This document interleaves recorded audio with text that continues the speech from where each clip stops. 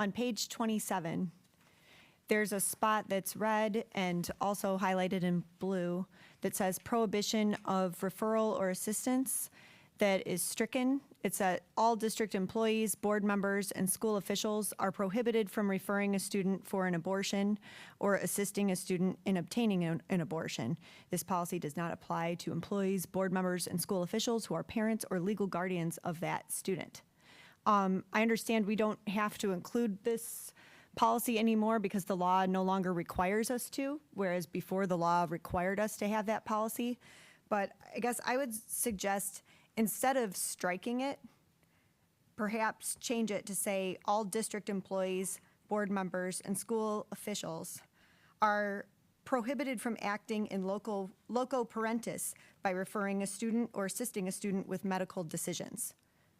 So keep the spirit of what that was going for rather than just striking it.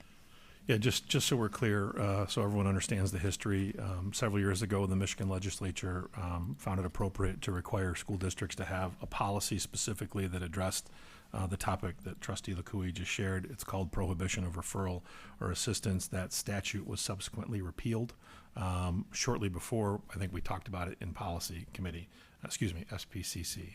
And so that was the reason that it was removed, because the legal imperative was not there. I understand that Trustee LeCouey is making an alternative suggestion at this point, but that's the reason why it was taken out. I would support that. In the current environment we're in, it makes sense to just provide a clear stance from a policy standpoint where we stand, that the language that Trustee LeCouey laid out doesn't appear to be any red flags. It actually would give potentially some of our teachers and stuff that are in positions that maybe feel that they don't have that ability to kind of take that step back, give them something to fall back on, which I do think policy does have the ability to do, is give them that piece of really saying, look, I can't do this. You know, the board's taken it out of our hands, so I don't see what the harm in it is. Trustee Annis? I would be curious to hear from our legal experts sitting at the table if this is something that you've seen implemented in other districts, if this is the norm. What is your feedback? So I can share that this change in the law went into effect in October of 2023. And so we haven't seen substantial movement yet because we haven't gotten far enough along in policy cycles. I anticipate that things that are no longer required by law, that were only included because they were required by law, are going to fall out of most policy manuals over time. Ultimately, I mean, it's up to the board if they have a particular policy preference for something that isn't covered by the law, right? Our role in that conversation is to guide you in that way. I expect that this is going to fall out of our baseline because it's no longer required by law. And so I anticipate that the majority of Miller-Johnson clients will make that change over time, subject to the whims and desires of their particular boards. There are some boards that will say, we don't want to touch that because it's too political. The change itself is a political issue. But that's, as always, subject to the approval of the board. So in short, I anticipate that most boards are going to have this language fall off over time, the exact timeline of which is going to depend on the board and the politics of any particular community. Trustee Blake? So I feel like what she read is too broad, because you've got, you know, a kid goes to the office and they have a stomach ache or they have a headache and offer them an aspirin or something like that, that a teacher could get in trouble for that. There are also lots of times where kids talk to people at school, let's say a counselor, and they're talking about sadness or something like that, and this is part of their mental health. I mean, where do we draw the line at what I just think we need to stay out of this realm. Okay. President Buchel? Trustee LeCouey? Well, my original question was going to be what harm or what pitfalls would you see with the language that I proposed? What I would say to Trustee Blake is that this is talking about prohibiting district employees, board members, and school officials from acting in loco parentis by referring a student or assisting a student with medical decisions. So medical decisions is the way that I am narrowing that. You could, if you wanted, maybe put life-altering medical decisions to narrow it even more if you think that is helpful. But typically, I think you even need parent permission to give a kid a Tylenol typically anyways. So since since we've got that as a practice that's already in place, I'm not sure I yet understand what harms and pitfalls there might be. If I can share, you're correct in that typically schools ask for permission before they render any kind of medical aid for a student. But invariably, there are emergencies that come up, and invariably there are instantaneous decisions that need to be made. I've personally been the one that's made the 911 call on behalf of a student that fell. You have to do that sometimes. And that's why, what I would suggest or recommend is that district administrators and district staff shouldn't have to think twice about calling 911 in those emergent situations. As we've shared on a number of different occasions, our policy philosophy is that less is more on a lot of these issues. We hire good administrators, we trust them to make good decisions, and the board sets the guidelines by which they have to operate. And so in this particular circumstance, I would suggest that it's probably not prudent to adopt, but ultimately it's the board's decision if they want to do so. Trustee Gupta? So I would support striking this language as recommended. I don't support the alternative language. I think, I don't see what problem it is that we're trying to solve with that language.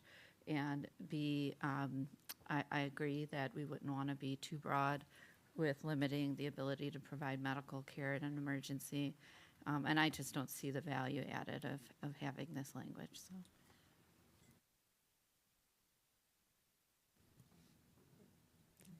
Trustee Lukui, you have about 15 seconds left. I don't see any, typically schools are not supposed to be administering helping kids with medical decisions anyways. That is the parent's purview, so I don't see that as a problem. You could include an exception for emergency situations. So just from a policy crafting standpoint, I think, and I appreciate the dialogue, I don't think we're talking about prohibition of referral or assistance and what's drafted and the statute being repealed. I think we're talking about a concept for a new policy that might have implications on medical issues. That's outside of abortion. And so I think, as was alluded to earlier, or anything, that's fine. I mean, Tylenol down to whatever else. I think that's the type of thing that the SPCC exists for members to make suggestions, take policies to committee for discussion and collaboration. Because that sounds like, this policy that was very, very specific to the statute. So I think we're talking about maybe a new concept, albeit tangentially related, that probably should go through the SPCC process through my lens. Madam President, Trustee Weaver? I would just like to point out, again, I'm struggling, Mr. Sutton, with this. You're contradicting your training that you gave us in February 23. The SPCC doesn't do policy. You told us all. The board does policy. It's the district's, it's the community's district, it's the community's board. This is actually the setting where we should be doing it, where the board is making these decisions. So I'm concerned that you keep referencing back that this work should be done in the SPCC, which is behind closed doors, in which, again, we've seen a lot of the stuff that probably should have been vetted out in conversations aren't happening. And then when they happen here, people get frustrated. So again, it just goes back to overall, I don't think this process has been very good. You can try and defend it, but again, I just go back to, I'm referring to your training in February 23. You seem to be contradicting it a lot today. Yeah, no, I'm quite confident that I'm not contradicting what I said before. What I'm trying to remain true to is the process that's been spelled out by this board for moving through it, and the apparatus that you have in place for considering policy changes. I don't think it's inconsistent or incongruent with what was shared during the board training, because last time I checked, at least every SPCC meeting I went to, there were 3 board members there talking about policy, talking about what they thought made sense. And so I won't respond to your characterization of behind closed doors, which you've made several times, but I don't ever recall any doors being closed. But be that as it may, that's the process that you have from a governance model for this board, is to take policy issues to the SPCC. The agreed upon process with consensus tonight was to talk about issues in red. I'm just trying to remain true to the process that's been spelled out. That's fair. So you really, it's the board president's decision and how we operate, and then you're with regard. But again, the board is not the SBCC, just for clarification. Trustee Weaver, it is now Trustee Blake is being recognized. And I just want to make sure that the people who were not in the committee knew that this proposal that just came out tonight was nothing that we would discuss in the meeting. What the discussion in the meeting and the objections in the meeting, where the comment and the margin. What about referral to other services such as gender clinic? Trustee Lukui is very concerned that teachers and counselors in this district are referring kids to have gender Absolutely changes. not. Point That of order. seems to be the case. That is not, you are misrepresenting what I That is said. what you. Imagine if Trustee it wasn't. Ennis? Imagine if it wasn't done behind closed doors and we'd actually known what was said.